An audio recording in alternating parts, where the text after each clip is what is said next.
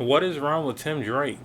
Well, a lot of things. I think the first thing, he's just not being marketed properly. I definitely think Tim Drake out of all Robins is the best Robin.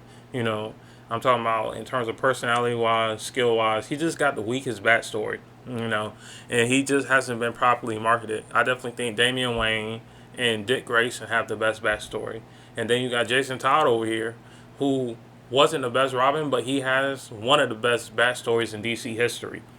Being the Robin that died. So out of all Robins, he's the perfect Robin, but he has the weakest backstory. And other Robins take elements from him, like him wearing pants, him having a staff, and all types of things.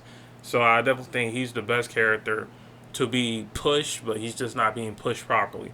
Once you get a solid writer that gives Tim his own city, his own villains, his own interactions with certain characters, he'll by far be the best Robin in this entire DC franchise.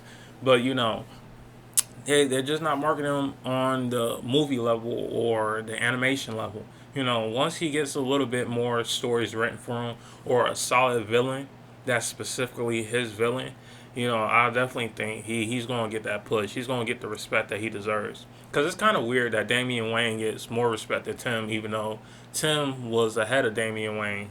He's the third Robin, so he should actually get a little bit more screen time than Damian. But Damian is just a very popular character because he's young, he's energetic.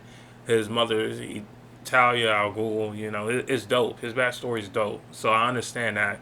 You know, so the only way you can fix Tim Drake is just by creating a dope villain. Make him a villain that's on the level of Joker, on the level of Bane, on the level of Riddler, to eclipse his backstory being the weakest thing about him. Everything about Tim is solid.